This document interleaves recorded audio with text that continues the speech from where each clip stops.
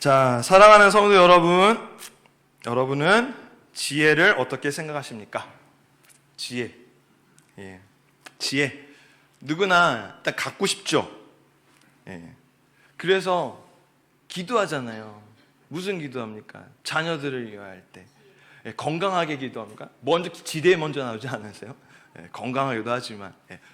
이왕이면 이제 똑똑하게 잘하고 싶고 하니까. 그래서 하나님, 우리 자녀에게 솔로몬과 같은 지혜를 주옵소서. 예. 예. 목이 터져라 기도하잖아요. 축복 기도를 막 하잖아요. 예. 솔로몬만큼 지혜 가진 자가 없다고 하니까 우리 목사님이 그 솔로몬 지혜 그거 잘못하면 안 그렇게 얘기하는데도 우리는 또 기도하잖아. 그 지혜예요, 그렇죠? 예. 예. 그만큼 지혜는 소중하고 아름다운 단어지요. 그런데 성경은 놀라운 사실을 우리에게 알려줍니다. 이 지혜가 언제나 좋은 것이냐? 그렇지 않다는 거예요.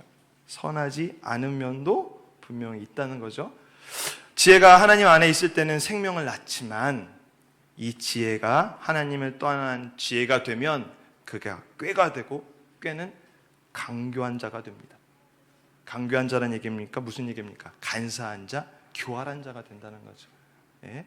결국 그 교활한 자가 돼서 누군가를 무너뜨리는, 그 지혜가 누군가를 무너뜨리는 무기가 되어버리죠. 예. 오늘 우리는 하나님 없는 지혜가 어떻게 강교를 흘러가는지, 그리고 어떻게 하면 이것을 막을 수 있는지, 그 결과 얼마나 무서운 일이 함께 벌어지지만 또 어떻게 하면 이거를 감당할 수 있는지 여러분들 말씀을 통해 확인해 보고자 합니다.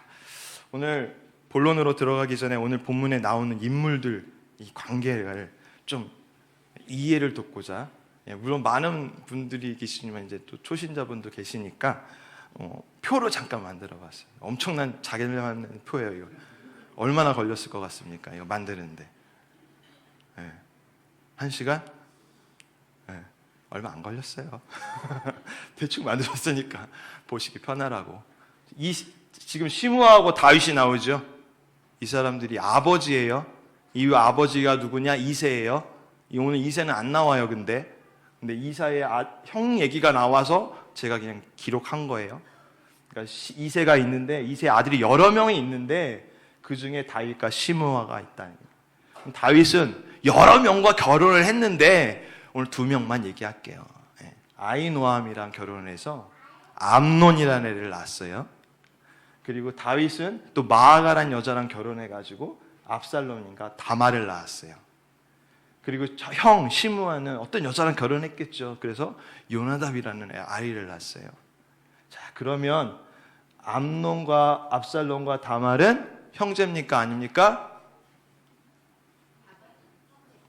암논과 압살롬과 다말은 형제예요? 아니에요? 형제예요. 어쨌든 같은 배이고 또 다른 배이고 형제죠. 그리고 요나답이랑 암논은 무슨 관계? 사촌 관계. 자, 이거 한번 기억하시고 이제 시작할게요. 사무엘 13장은 이들 인물 사이에서 벌어지는 이야기를 오늘 담고 있는 것이죠. 그래서 본문은 이렇게 시작합니다. 사무엘하 13장 1절 같이 한번 읽어볼까요? 그 후에 이 일이 있으니라. 다윗의 아들 압살롬에게 아름다운 누이가 있으니 이름은 다말이라. 다윗의 다른 아들 암논이 그를 사랑하나. 자, 암논은 다윗의 장남. 그리고 다말은 다윗의 딸, 그러니까 압살롬의 누이. 그러니까 다말은 지금 다윗의 딸이기도 하지만 압살롬과는 이제 남매지간. 자, 그러니까 암논이랑 다말은 이복 남매예요. 그렇죠? 아멘이야. 네, 아멘까지 하시고. 네, 그래. 그러니까 사랑하면 안 되는 관계예요. 네. 그래서 율법은 분명히 말하죠. 레위기 18장 9절입니다. 너는 내 자매 곧 내 어머니의 딸이나 집에서나 다른 곳에서 출생하였음을 막론하고 그들의 하체를 범하지 말지니라. 암논은 다말을 마음에, 그러니까 결혼도 그러지만 마음에 두어서, 마음에 이렇게 두는 것조차 해서는 안 되는 사람입니다. 하지만 암논은 다말의 아름다움에 이거를 놓쳐버린 거예요. 잊어버린 것 같아요. 이 관계에 잊어버린 거, 이 율법적인 관계를 무시해버린 된 것 같아요. 무슨 얘기냐? 사무엘하 14장 25절입니다. 한번 읽겠습니다. 시작. 온 이스라엘 가운데서 압살롬같이 아름다움으로 크게 칭찬받는 자가 없었으니 그는 발바닥부터 정수리까지 흠이 없음이니라. 아멘.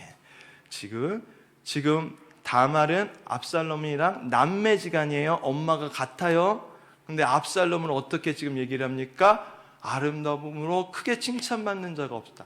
세상에서 가장 남자인데 아름답다고 표현했는데 남자인데 엄청 잘생겼다. 그럼 예상하죠. 그 동생도 꽤나 이뻤겠구나 라고 그냥 생각이 드시죠. 다말의 오빠, 이 압살롬의 외모를 성경에서 표현한 것처럼 아마도 제 추측이지만 같은 배에서 태어났으니까 다말도 굉장히 미인이었을 것 같아요. 암논은 요거에 뿅 가지 않았을까. 압살롬의 외모에 첫 마음을 빼앗겼지 않았을까라는 생각이 듭니다. 그래서 암논은 다말을 사랑했다고 생각했지만, 그렇죠? 그것은 사랑이 아니라 욕망이었습니다. 그 욕망은 그를 병들게 했습니다. 사무엘하 13장 2절, 정말 사랑했는지 안 했는지 보시죠. 시작. 그는 처녀이므로 어찌할 수 없는 줄을 알고 암논이 그의 누이 다말 때문에 우라로 말미암아 병이 되니라. 아멘. 우라는 마음속에 답답해서 일어나는 그 화지요. 암논은 지금 무슨 병에 걸렸다? 여러분 의사도 아니지만 딱 오지요, 감이. 상사병. 암논이 왜 이렇게 마음의 병을 앓았을까? 앞서 말한 것처럼 그 율법적인 거일 수도 있어요. 율법을 어겨야 되잖아. 그럴 수도 있어요. 그런데 지금 다말은 뭐라고요? 처녀라고요. 처녀. 제가 이런 말을 들은 적이 있어요. 아들을 키우기는 어렵지만 밖에 내놓기는 쉽다. 그런데 딸은 키우기는 쉬워도 평생 밖에 내놓을 수 없다. 무슨 얘기죠? 진짜 그렇게 느끼시지 않습니까? 아이들은 키우기는 어렵지만 남자는 어딜 내놔도 마음이 편안해. 그다지 뭐 염려가 안 되죠. 근데 딸은 키울 때는 쉽잖아요. 그렇다고 밖에 내놓습니까? 못 내놓죠. 세상이 너무 험해서. 근데 어느 정도냐? 결혼을 해도 그래도 염려된다는 게 딸이래요. 근데 남매를 키워보니까 그런 것 같아요. 딸은 성장해도 부모님에게 늘 걱정거리가 된다는 뜻이겠죠. 이 당시는 가부장제 사회였습니다. 처녀들은 아버지 보호 아래서 살았어요. 그래서 처녀들의 숙소는 누구도 침범할 수 없게, 특별히 이제 남자들을 가까이 올 수 없도록 그 제한된 곳에서 이렇게 집을 만들었죠. 특별히 다말의 신부는 뭐다? 공주다. 그러니까 아빠인 왕은 공주를 위해서 최선을 다하지 않았겠습니까? 인력을 갖다 붙이지 않았겠습니까? 아무리 그런 상황이, 아무리 암몬이 왕자라고 해도 아버지가 그렇게 보호하고 있는 그 동생한테 쉽게 갈 수 있었을까? 만만치 않았을 것 같아요. 또 암몬은 장남이라고요. 장남이면 뭘 걱정해야 돼? 뭘 준비해야 되죠? 아버지로서 아버지 그 왕을 대를 이을 왕자로서 준비를 해야 돼. 임금을 준비해야 된단 말이에요. 근데 율법을 어기면 되겠어요, 안 되겠어요? 율법을 어기면 아니죠. 아버지의 이름을 먹칠하기도 할 뿐만 아니라 왕이 되는데 자기가 무덤 파는 격이 되잖아요. 괜히 잘못했다가 그 왕자를 빼앗길 수도 있는 거예요, 누군가에게. 오늘 공청회 우리 청문회 같은 거 하잖아요. 그렇게 승부장구해가지고 왔는데 청문회 때 딱 걸린 거야. 과거의 일들이 드러나. 그러니 사람들이 신뢰감이 떨어져. 그러니까 청문회에서 오르긴 했지만 통과하지 못해서 그 높은 지위를 포기해야 하는, 이래나 저래나 자기 뜻대로 될 수 없는 현실 때문에 암논은 우라병이 생겼다라고 보여집니다. 그래도 이런 생각을 할 때는 그래도 정신줄을 잡고 있을 때예요. 그렇죠? 어떤 이성적인 생각을 하잖아. 율법적이든 어떻든. 여기 동생을 하면 안 되는구나. 뭐 상황을 보고 있단 말이죠. 그런데 지금 암논은 그 위태위태한 선을 밟아버렸고 그 선을 이제 곧 넘으려고 해요. 지금 자신의 욕구, 더 나아가 이 욕망을 이기지 못합니다. 사랑이 아니라 이제 하나님이 빠진 감정이었습니다. 이제는 이성이 여기에 좌우하는 게 아니고 거기에 하나님이 있는 게 아니고 이제 본능적인 그렇게 이렇게 욕망은 언제나 지혜를 흐리죠. 하나님 없는 사랑은 정욕으로 변하고 정욕은 이제 분별력을 잃어버립니다. 성도 여러분, 우리가 이렇게 기도를 멈추고 말씀에 멀어질 때 우리의 감정의 이 진리도 이 감정의 이 선도 우리도 이 지금 암논처럼 넘을 수 있다는 거예요. 감정이 진리처럼 느껴져 버리잖아요. 내가 지금 옳고 가고 있구나라고 느껴지잖아요. 근데 그 감정은 이거는 이성으로서 해결할 부분이 아닌데 율법을 침범하는 일인데 그때부터 우리는 이루어질 수 없는 욕망을 사랑이라고 착각하게 됩니다. 우리 중고등부 친구들한테 제가 지난주 3주째인가 남자친구 사고 싶으냐 여자친구 사귀고 싶으냐 물어봤어요. 뭐라고 얘기했겠습니까? 사귀고 싶대.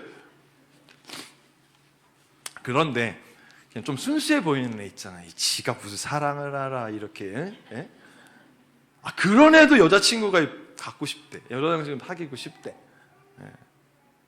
요즘 참 그렇더라고요. 저맘때 나도 그랬나 싶을 정도인데. 그래서 제가 왜 사랑하냐 물어봤어요. 이유를 모르겠대. 비슷한 거 아닐까요? 감정이 그냥 질린 것처럼 보이는 거예요.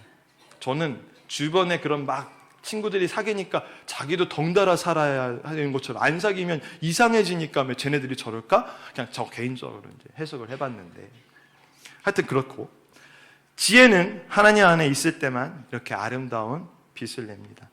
하나님이 빠진 지혜는 욕망으로 흐르죠. 욕망은 결국 강교한 꾀로 빠지게 됩니다. 암논에게는 누가 있었다? 요나답이라는 사람이 있었다. 성경은 그를 이렇게 표현합니다. 사마 13장 3절입니다. 같이 한번 읽겠습니다. 시작. 암논에게 요나답이라는 친구가 있으니 그는 다윗의 형 시므아의 아들이요 심히 강교한 자라. 아멘. 요나답을 뭐라고 얘기합니까? 지금 심히 강교한 자라라고 얘기합니다. 강교하다는 말이 히브리어로 보면 하캄이라는 얘기인데 본래는 지혜롭다는 얘기예요. 하캄이라는 건 지혜롭다. 그러니까 여기에 써있다는 것은 지금 요나답은 지혜롭다라고 표현을 해야 되거든요. 근데 지혜롭다 표현을 안 하고 간교로 해석이 되어 있어요. 그럼 이 말은 성경에서 몇 번 사용되느냐? 138번 사용되거든요. 그때마다 원래의 뜻대로 사용돼요. 지혜롭다, 긍정적인 면으로 사용되죠. 그런데 성경 전체에서 138번 사용되는 데서 그 중에 한 번 부정적으로 사용되는데 그 한 번이 어디다? 여기다. 여기에서 그렇게 사용되고 있어요. 그럼 실제 교활하다는 말이 없어서 강교하다는 말이 없어서 이렇게 하캄이라는 걸 썼을까? 창세기 3장 1절을 보시면 같이 한번 보겠습니다. 시작. 그런데 뱀은 여호와 하나님이 지으신 들짐승 중에 가장 강교하니라. 뱀이 여자에게 물어 이르되 하나님이 참으로 너에게 동산 모든 열무의 열매를 먹지 말라 하시더냐. 아멘. 자, 창세기 3장 1절에 들짐승 중에 가장 강교한이라고 되어 있거든요.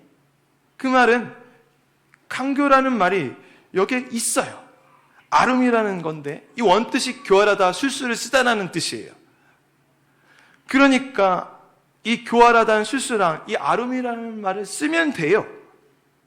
근데 굳이 왜 사무엘 하에서는 이 학함, 이 지혜라는 말을 사용했을까요?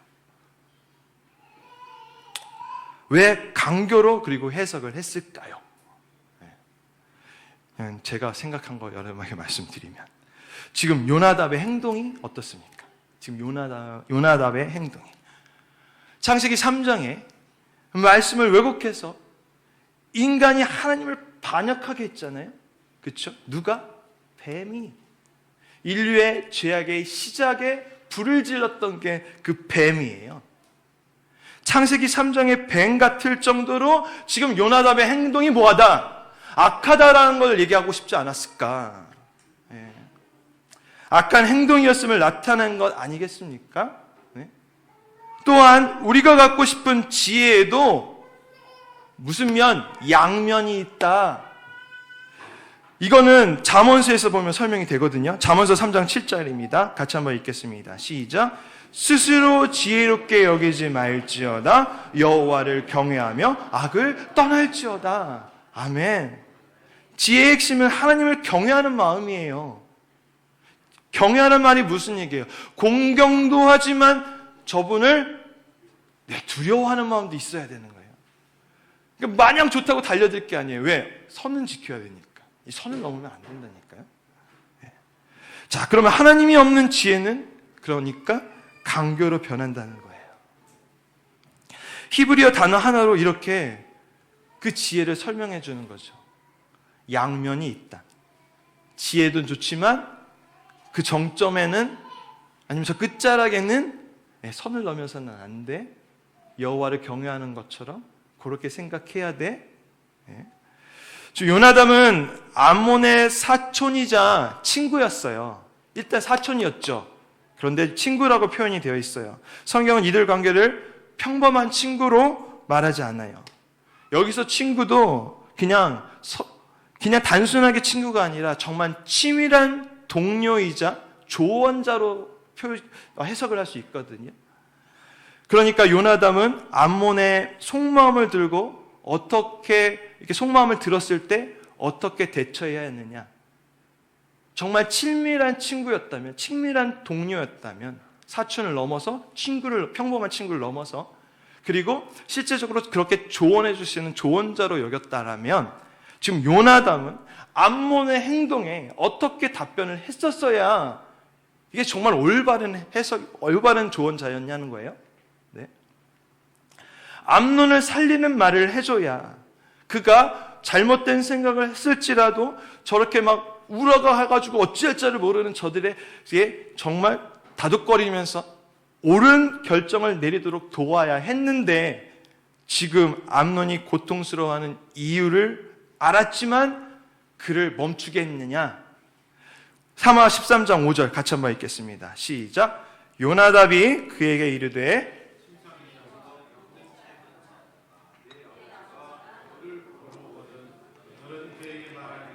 원하건대 내 누이 다말이 와서 내게 떡을 먹이되 내가 보는 데에서 떡을 차려 그의 손으로 먹여주게 하옵소서 하라 하니. 아멘. 자, 멈추게 하는 게 아니라 어떻게 합니까? 오히려 더 암논 병든 척 해봐. 지금 왕이 오면 다말이 직접 만든 떡을 먹고 싶다고 해. 아버지를 막 설득하라고 하잖아요. 그게 현실적이고 막 논리적이고 막 계획적이고 온갖 지혜를 짜서 그에게 얘기를 하지 않았겠습니까? 앞서서 말한 것처럼 이런저런 이유로 지금 암논은 주저하고 있었다니까요. 그 선은 반기를 했지만 아직 넘지는 않은 상태예요. 그런데 요나답의 제안은 어떻게 되겠습니까? 요나답의 제안은 천군만마를 얻은 거죠. 우리도 마찬가지잖아요. 내가 가려고 하는데 옆에서 잘하고 있어. 하던 그게 나쁜 행동인 줄 아는데 나에게 힘을 실어주니까 달려나가지요. 그것과 다름없죠. 암논의 욕망을 채워주기 위해서는 지금 이 요나답의 지혜는 정말 지혜로운 대답이에요. 야, 너도 그렇게 생각해? 야, 그러니 그 속에는 하나님의 마음이 사라져 버렸어요. 선을 지켜보고 조금만 했던 그런 주저주저함도 이제 없어져 버린 거예요. 그 말은 이제 지혜로 포장돼서 진리로, 더 나아가서 강교로 변해버린 거예요. 요나답은 친구를 돕는 것처럼 보였지만 살리는 것이 아니었습니다. 그가 한 말 한마디가 한 사람의 욕망을 부추겼고 더 나아가서 한 가정을 무너뜨리는 씨앗이 되어버립니다. 여러분, 우리도 요나답처럼 말할 때가 있어요. 겉으로는 위로하고 도와주는 것 같지만 그 말 속에 하나님이 없을 때 그건 강교가 됩니다. 제가 이걸 이 말씀을 준비하면서 어릴 적 제 동생이랑 지냈던 생각이 떠올랐어요. 제 동생한테 갖고 있는 걸 제가 갖고 싶어. 그럼 동생한테 어떻게 얘기했을까요? 제가 무슨 생각이 있다고 지금 뒤돌아보니까 강교한 생각을 했더라고요. 네. 동생 거 내가 가고 싶으니까 동생이 그걸 가지면 안 되는 이유를 5만 가지 얘기를 다 해. 동생은 내가 가지면 안 되는구나. 그래 형 가져. 제가 초등학교 아니 그보다 더 어렸을 때 얘기예요. 제가 뭘 한다고 그랬을까요? 그런데 그런 이야기들 성경 속에 지금 제가 인물만 얘기하는 것이 아니라 오늘 저만 얘기하는 것이 아니라 오늘 우리 관계 속에서도 이 일들은 숨어서 벌어지고 있다는 겁니다. 한 자매가 친구에게 하소연을 하죠. 요즘 남편이 나를 너무 무시해. 너무 무시한 것 같아. 그래서 날 너무 힘들게 해. 이런 때 친구가 이렇게 말합니다. 그럴만하지. 당신도 좀 자유롭게 살아. 이제 당신 인생 살아야지. 뭐 남편 챙겨. 그 말은 위로처럼 들리지만 그 안에 하나님이 없죠. 무슨 얘기입니까? 그 조언은 감정에겐 공감이 될지 모르겠지만 영혼은 살리지 못합니다. 결국 헤어져라는 얘기잖아요. 그렇죠? 어떤 성도가 또 말하죠. 나 교회 나가는데 요즘 너무 힘들어. 누구누구 때문에 지금 시험 들었어. 지쳤어. 이런 질문 받은 성도가 어떻게 답하면 되겠습니까? 그런데 어떤 성도는 이렇게 답하죠. 그래? 교회가 다 막 그렇지 뭐. 너도 그랬어? 나도 그 사람 때문에 시험도 받았잖아. 한두 번이 아니야. 진짜. 대체 괜찮아. 그냥 무시해버려. 좀 쉬었다가 와. 교회 떠나도 괜찮아. 심지어 이렇게 얘기도 할 수 있고. 다른 교회 가. 이렇게. 내 말에 공감해 주니까 그 말은 따뜻하게 들려오죠. 맞는 것처럼 들려온다. 그 속에는 성령이 주는 근데 지혜가 없죠. 하나님의 없는 위로. 그거는 강교한 조언이 됩니다. 요나답은 위로를 했습니다. 그런데 그 위로가 죄를 낳게 합니다. 우리도 사랑의 이름으로, 공감의 이름으로 얼마나 쉽게 요나답이 되는지 모르겠어요. 진정한 친구는 문제 앞에 함께 분노하고 막 그렇게 하는 게 아니라 함께 무릎 꿇고 뭐 해야 합니까? 기도해야 하죠. 괜찮아가 아니라 아니야. 우리 하나님께 아뢰자. 우리 같이 기도하자. 정말 요나답이 진정한 동료였고 진정한 조언자였더라면 이 한마디를 했어야죠. 근데 요나답은 아니었다니까요. 요나답의 강교한 말 한마디가 암논의 죄를 더 구체화시킵니다. 결국 암논이 다말을 욕보게 하죠. 다말은 이제 옷을 찢고 그 머리에 재를 버리고 그리고 몹시 슬퍼합니다. 눈물을 흘리면서 이제 옆에 두지도 않아요. 쫓아내버리죠. 밖으로 쫓아내버립니다. 이거를 알고 누가 가장 분노했겠어요? 오빠, 친오빠 압살롬이 분노합니다. 그리고 어떻게 하면 죽일까 고민하고 시간을 버리고 그 때를 기다리다가 결국 암논은 압살롬에게 죽임을 당합니다. 다시 얘기하면 압살롬은 암논을 죽여버려요. 다윗의 집안에는 이제 칼바람이 시작됩니다. 이쯤에서 또 아버지를 한번 살펴봐야죠. 암몬의 아버지 다윗. 과거에 남편이 있는 밧세바를 취했죠. 그렇죠? 자신의 권력을 이용해서 남편이 있는 밧세바를 싸움에 보내고 결국 전쟁터에서 죽게 하는 게 다윗이죠. 그리고 확실한 알리바이를 딱 세워가지고 자기는 전혀 범죄하지 않은 것처럼 완전 범죄로 내막을 만들어 버리죠. 어느 누구도 이 일은 누군가 계략으로 한 게 아니라 그냥 자연스럽게 벌어진 일. 그런데 누가 알고 있었어요? 하나님이 알고 있었죠. 그래서 하나님이 누구를 보냅니까? 나단을 통해서 하나님은 다윗을 책망하시며 예언을 해요. 사무엘하 12장 10절인데 같이 한번 보겠습니다. 시작. 이제 내가 나를 업신여기고 햇사람 우리아의 아내를 빼앗아 내 아내로 삼았은즉 칼이 내 집에서 영원토록 떠나지 아니하리라 하셨고. 아멘. 칼이 내 집에서 영원히 떠나지 않게 하겠다. 하나님의 예언을 하시거든요. 하나님은 이렇게 못된 하나님인가? 아버지의 범죄가 자기의 자녀에게 내려가는 걸 당연시 여기시는가? 아니에요. 에스겔 18장 2절 3절을 보도록 하겠습니다. 시작. 너희가 이스라엘 땅에 관한 속담에 이르기를 아버지가 신포도를 먹었으므로 그의 아들의 이가 시다 하고 함은 어찌 됨이냐? 주 여호와의 말씀이니라. 내가 나의 삶을 두고 맹세하노니 너희가 이스라엘 가운데서 다시는 이 속담을 쓰지 못하게 되리라. 아멘. 다시 한번 보겠습니다. 2절 먼저 보겠습니다. 너희가 이스라엘 땅에서 가난 속담이 있었는데 그 속담이 뭐였냐면 아버지가 신포도를 먹었으니까 그러니까 아들도 이가 시는 게 당연하다는 거예요. 아버지가 범죄를 저지르면 자녀가 그 범죄를 이어가는 건 당연하다고요. 그렇죠? 우리가 모든 종교에서 이렇게 얘기를 하고 있어요. 그러니까 우리는 업보 얘기를 하잖아요. 과거에 그런 문화권에서 살았으니까 그래서 잘 살아야 돼. 그래서 자식한테 이 문제가 물려가. 그럴 수도 있어요. 근데 성경은 뭐라고 얘기합니까? 3절 다르게 얘기합니다. 3절 보여주세요. 18장 3 시작. 내가 나의 삶을 두고 맹세하노니 너희가 이스라엘 가운데서 다시는 이 속담을 쓰지 못하게 되리라. 그럴 수도 있지만 하나님은 이 속담을 쓰지 못하게 만든다는 얘기는 부모가 저질러도 그게 밑에 안 내려가게 할 수 있다는 얘기예요.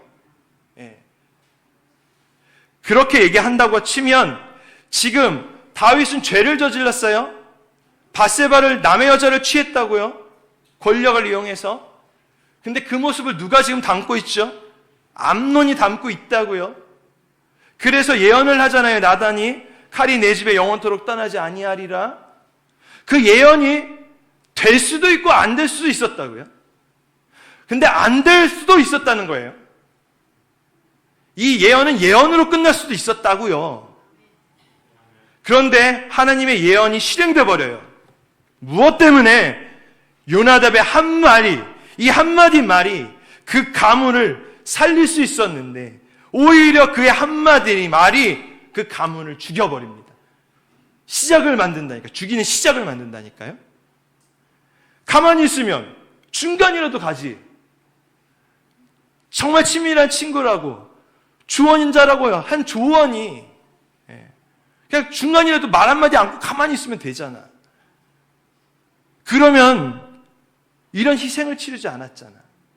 근데 요나답의 한마디가 하나님이 빠진 이 조언 한마디가 한 세대를 어둠 속으로 몰아넣습니다. 잠언 13장 20절이에요. 지혜로운 자와 동행하면 지혜를 얻고 미련한 자와 사귀면 해를 받느니라. 지혜로운 자처럼 보였던 그 요나다. 근데 사실은 하나님을 경외하지 않는 미련한 자였던 거예요. 성도 여러분, 오늘 말씀은 우리에게 이렇게 묻습니다. 당신은 요나답입니까? 아니면 성령의 사람입니까? 요나답은 논리적이었어요. 똑똑했고, 하지만 하나님을 두려워하지 않았어요. 경외하지 않아요. 공경은 했지만 두려운 하나님, 선을 넘어서는 하나님을 이는 무시했다니까요. 하나님이 없는 지혜는 강교로 흐릅니다. 그러나 하나님이 있는 지혜는 생명을 살리게 되어 있습니다. 우리 말이 누군가를 세울 수도 있어요. 아니면 누군가를 무너뜨립니다. 요나답은 친구를 도왔다고 생각했지만 최선을 다해서 걔네들 어떻게 해서 머리를 짜내서 그에게 해준 말이겠죠. 근데 결국 그 친구를 파멸로 이끌어갑니다. 순간 위로하고 순간 대처는 했지만 그 끝이 안 좋잖아요. 결국 하나님을 경외하지 않았기 때문에 지나친 자기 의가 이 가문을 무참하게 만드는 그 시작이 됐다고 얘기합니다. 그래서 지혜가 추구하는 게 이 자기가 지혜롭다고 하는 게 어떻게 되느냐. 오늘 솔로몬은 얘기를 하죠. 이 지혜, 너무 이 지혜, 그래서 인간이 갖고 있는 그 지혜만 추구하다. 그러니까 하나님 없는 지혜만 주면 추구하다. 네가 잘난 줄 알고 계속 그 지혜를 추구했다가는 파멸로 갈 수도 있어. 우리가 우리의 자녀를 위해서 솔로몬의 지혜를 강구했던 그 지혜의 최고봉 솔로몬. 그 솔로몬은 그래서 지혜를 어떻게 말하느냐? 7장 16절이죠. 시작. 지나치게 의인이 되지도 말며, 맞대네. 지나치게 지혜자도 되지 말라. 어찌하여 스스로 패망하게 되겠느냐. 아멘. 스스로 지혜자라고 여겨서 너의 끝을 멸망하지 말, 패망하지 말라라고 얘기를 하고 있죠. 성령의 사람은 조금 어리석어 보여도 차라리 성령의 사람이 나은 거예요. 성령에 빠진 지혜로움은 우리가 보기엔 좋아 보였지만 하나님을 모르는 지혜, 결국 그 지혜가 강격에 빠져버립니다. 그런데 성령이 있는 사람은 강격에 빠질 수 없죠. 하나님이 좋은 하나님도 있지만 경외한다니까. 내가 이 선을 넘으면 하나님은 몹시 화내실 거야. 그래서 그의 판단, 좀 어리석은 보일지 모르지만 성령의 인도함 받는 사람은 생명을 살리죠. 양옆에 분들에게 인사 한번 할까요? 당신은 요나답입니까? 성령의 사람입니까?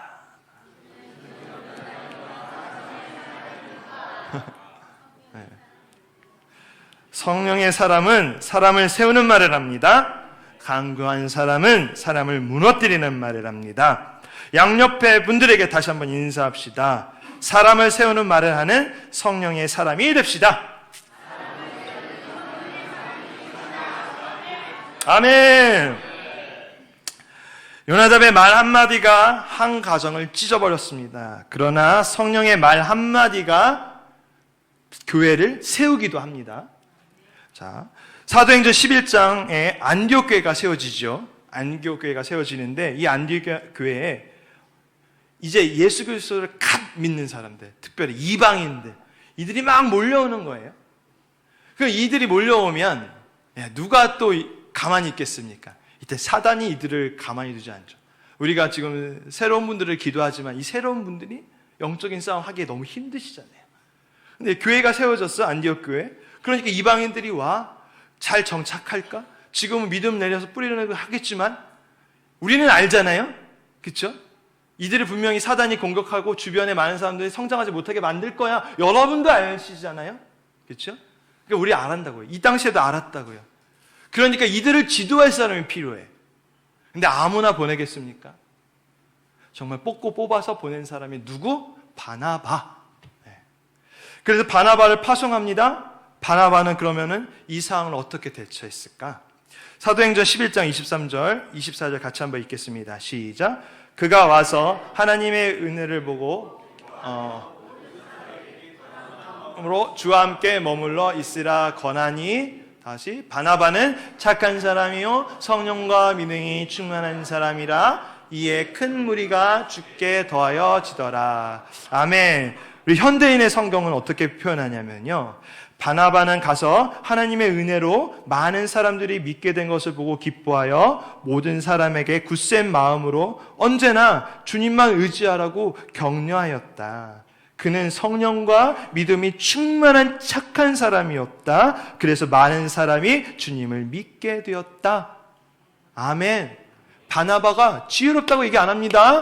뭐라고 얘기합니까? 성령의 믿음이 충만한 착한 사람이었다. 성령이 충만하면 지혜보다 성령이 더 충만하는 게 더 우선이에요. 내가 지혜롭다고 했지만 하나님 안 믿으면 끝이에요. 차라리 어리석고 하나님 만나는 게 맞죠. 우리 목사님 늘 강조하시는 것처럼, 그렇죠? 지금 바나바가 그런 거잖아요. 그래서 요나답은 친구를 죄로 이끌었지만 지금 바나바는 사람을 주님께 더 가까이 하게 만드는 그런 도구로 쓰입니다. 하나는 푸념의 언어를 쓰지만 다른 하나는 회복의 언어를 써요. 네. 한 교회 성가대에서 오해가 생겼어요. 네. 요즘 찬양에 집중을 못 하시나 봐요. 네. 왜냐면 찬양 조금 집중을 못 하시고 좀 음도 많이 틀리시고. 그 말은 그러니까 단순한 지적이었겠지만 그 상대는 그 말을 들었을 때 던진 사람이랑 받는 사람은 체감도가 다르잖아요. 던진 사람은 그냥 뭐 이렇게 얘기를 한 건데 받는 사람이 어떻게 받았습니까? 상대가 마음이 상해버린 거예요. 마음이 상하니까 어떤 일을 저지르죠? 저 사람 어떻게든 해하고 싶어. 그러면서 자기 편을 만들죠. 저 사람 과거 뭐 여러 가지 일들 막 그동안 떠올렸던 거 이러면서 저 사람의 흠을 자꾸 얘기를 합니다. 옆 사람. 자, 이렇게 오해의 시간이 길어질수록 어떡합니까? 이제 찬양대가 둘로 나누는 분위기예요. 그 파장이 찬양대 안에 미친 거예요. 이파. 상처 준 파, 상처 받았다는 파. 근데도 하나님께서 역사하셔서 몇 주 후에 상처를 줬던 사람이 내가 별로 심각하게 던지지 않은 말이지만 내 말에 상처를 받을 수 있구나. 그걸 깨달았어. 그래서 상처를 받았던 사람을 직접 찾아가서 본인의 속마음을 합니다. 제가 잘못했어요. 저는 그냥 은혜로 찬양하고 싶어서 그렇게 얘기한 건데 그렇게 상처가 될 줄은 정말 몰랐어요. 진심으로 용서를 구해요 하고 막 눈물을 흘리니까 상처받았다는 사람도 괜히 같이 덩달아 눈물을 흘리면서 자기의 잘못을 되돌아보죠. 내가 저런 데서 별로 아니었는데 내가 너무 심각하게 받았구나. 그럼 두 사람이 지금 손을 붙잡고 막 기도하고 잘못했다고 서로 부둥켜 안고 그렇게 회복이 되니까 그 몇 달간 이어졌던 그 성가대 두 사람 때문에 막 긴장하고 불화가 막 있어서 가지고 어디에 주저주저했던 그 사람들. 그런데 두 사람이 화해하니까 성가대가 어떻게 변합니까? 다시 예전 모습을 찾으죠. 이제 다른 소리를 내지 않아요. 하나의 곡을, 하나의 소리를, 한 목소리를 내서 주님을 찬양하는 찬양대로 바뀝니다.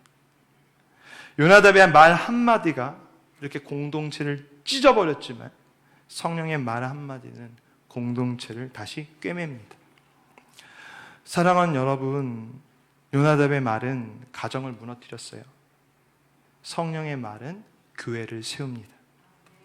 우리 교회에도 요나답의 말이 있을 수 있어요. 비판하는 말, 불신하는 말, 또 오해의 소지가 있는 언어들, 그리고 가스라이팅 하면서. 그러나 성령의 말은 언제나 회복을 만듭니다. 골로새서 4장 6절입니다. 너희 말을 항상 은혜 가운데서 소금으로 맛을 낸 것 같이 하라. 그리하면 각 사람에게 마땅히 대답할 것을 알리라. 아멘. 너희 말을 항상 은혜 가운데서 소금으로 맛을 낸 것 같이 하라. 하나님 없는 말은 공동체가 맛을 내지 못하게 합니다. 그러나 하나님이 중심의 말은, 하나님의 마음이 담겨 있는 말은 공동체가 맛을 내게 합니다. 이 공동체가 맛을 내니까 우리는 자랑을 합니다. 내 공동체가 정말 최고야 라고 많은 말을 사람에게 말할 수밖에 없어요. 사랑하는 성도님들, 지혜는 하나님께로부터 옵니다. 하나님 없는 지혜는 강교로 흐르지만 하나님이 있는 지혜는 생명을 살립니다. 이 한 주간 여러분의 입술과 또 여러분이 지금 누군가에게 한 조언 속에 그 조언 속에 하나님의 지혜가 충만하게 흐르기를 축복합니다. 누군가의 인생을 바꿀 내 입의 한마디가 요나답의 강교한 말이 아니라 예수의 마음에서 나오는 지혜의 말이 되기를 소원합니다. 그 한마디가 가정을 세우고 또 교회를 살리고 우리 공동체를 회복시키는 도구가 될 것입니다. 그 도구를 가진 자로서 이런 삶을 살아내는 저와 여러분 모두가 되시기를 주 예수 그리스도의 이름으로 축복합니다.